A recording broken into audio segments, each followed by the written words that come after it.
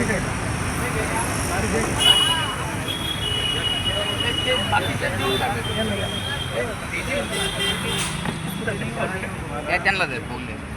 News मध्ये आपलं सर्वांचं स्वागत आहे. आज उपोषणाचा 3रा दिवस आहे. तसेच जे अधिकारी आहे ते उपोषण स्थळी आलेले आहेत, तर आपण त्यांच्याकडून जाणून घेणार आहोत. काय सांगाल साहेब, आपण इथं आलात तर? आज आपले उपोषणकर्ते श्री दत्तू लोणे हे मागच्या 2 दिवसापासून उपोषणाला बसलेले आहेत. त्यांची मागणी जी आहे की नामांकित इंग्रजी शाळेमधील विद्यार्थ्यांमध्ये धनगर समाजाचे जे विद्यार्थी आहेत त्या विद्यार्थ्यांची विद्यार्थी संख्या वाढवावी आणि त्या विद्यार्थ्यांना डीबीटीद्वारे पैसे जावेत, अशा 2 मागण्याच्या अनुषंगाने त्यांनी उपोषण सुरू केलेलं होतं. त्या अनुषंगाने या कार्यालयामार्फत आपण सदर प्रकरणी पॉलिसी डिसिजन असल्यामुळे शासन स्तरावरती आपण पाठवलेलं आहे. त्या अनुषंगाने आपण उपोषणकर्ते यांना आज पत्रही दिलेलं आहे. शासन स्तरावरती जो काही निर्णय होईल तो उपोषणकर्ते यांना कळवण्यात येईल आणि त्या अनुषंगाने नामांकित इंग्रजी शाळेमधील जे विद्यार्थी आहेत त्यांच्यावरती कुठल्याही प्रकारची फीससाठी सक्ती करण्यात येऊ नये असंही त्यांचं मागणी आहे. त्याच्या अनुषंगानेही त्या संस्थाचालकांना तात्काळ सूचना देण्यात येणार आहेत आणि त्यांची एक स्वतंत्र बैठकी घेण्यात येणार आहे. तसेच आपण उपोषण त्याला काही लेखी देणार आहात का? लेखी उपोषणकर्त्यांना देण्यासाठी आणलेलं आहे. उपोषणकर्त्यांनी ते वाचलेले आहेत, त्याच्यावरती ते निर्णय घेतील. तसेच उपोषण करण्याची काय मागणी आहे तुम्ही विचारलं आहे का? बोलले आहे का? उपोषणकर्त्यांना आता बोललो लोणे सरांना, त्याच्या अनुषंगाने ते सविस्तर 3 मागण्याच्या अनुषंगाने चर्चा झाली आणि ज्या 2 बाबी आहेत पॉलिसी डिसिजन त्या सुद्धा त्यांना सांगितलेल्या आहेत आणि ज्या बाबी या कार्यालय स्तरावरच्या आहेत त्या तात्काळ सोडवण्यात. जर या मागण्या मान्य झाल्या नाही किंवा समोर टिकल्या नाही, याला जबाबदार कोण असणार आहे? नक्की त्याच्या बाबतीमध्ये जो काही शासनाचा निर्णय येईल तो निश्चितपणे सकारात्मक येईल आणि त्याच्या अनुषंगाने पुढील कारवाई करण्यात येईल. तुमचं नाव व परिचय द्यावा. मी प्रादेशिक उपसंचालक छत्रपती संभाजीनगर येथे अतिरिक्त कार्यभार म्हणून आहे. माझं नाव माळवतकर तेजस लक्ष्मणराव. सांगाल साहेब? गेली 3 दिवस झाले आमचे समाज बांधव व यशवंत संघर्ष सेनेचे मराठवाडा उपाध्यक्ष दत्ताभाऊ लोणे हे आपल्या धनगर समाज बांधवांच्या मुलांच्या न्याय हक्कासाठी उपोषण करत आहेत. आपल्या मुलांना न्याय भेटावा.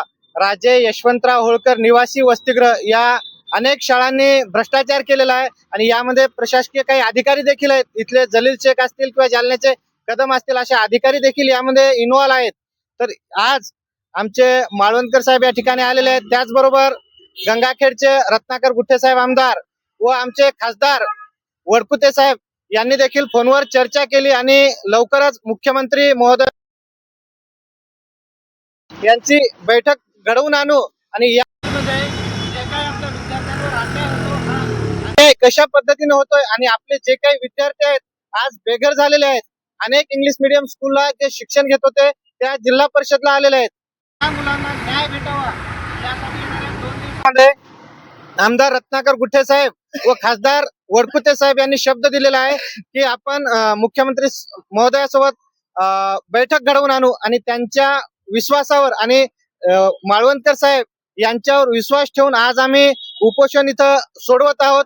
या संदर्भात आमचे दत्ताभाऊ लोणे सुद्धा बोलतील. तसेच उपोषण करते दत्ता लोणे आपल्या सोबत आहे. सांगायला माळवणकर सर या ठिकाणी आलेले आहेत.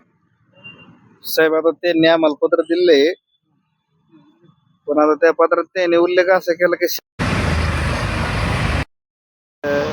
असले न्याय शासन स्तरावर होणारा निर्णय आपणास कळवण्यात येईल.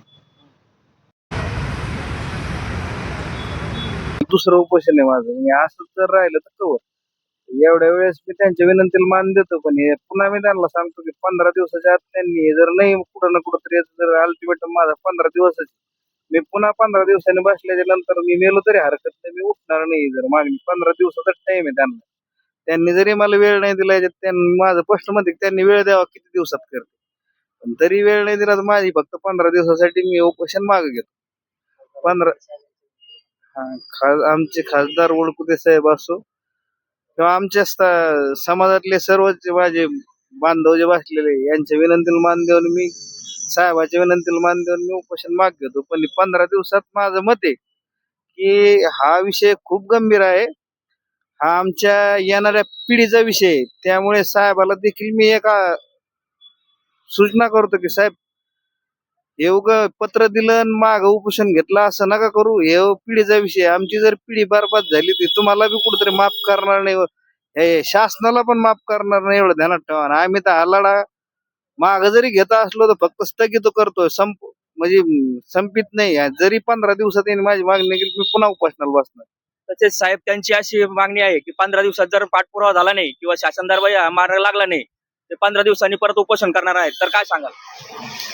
याच्या बाबतीमध्ये येणाऱ्या बैठकीमध्ये मी सदर बाब हे आमचे जे विभागाचे माननीय संचालक आहेत, माननीय सचिव साहेब आहेत, यांच्या कानावर टाकेन आणि लवकरात लवकर त्या बाबी पूर्तता व्हावीत अशाही बाबतीमध्ये त्यांना विनंती करेन.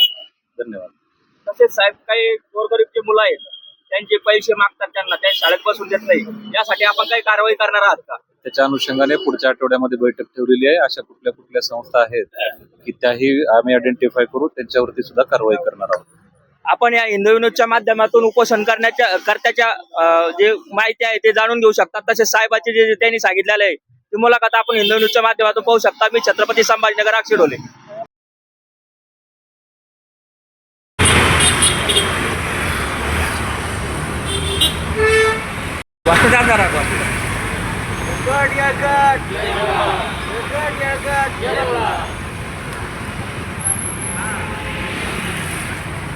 जरा जोरात जास्त जागे झाले पाहिजे ते.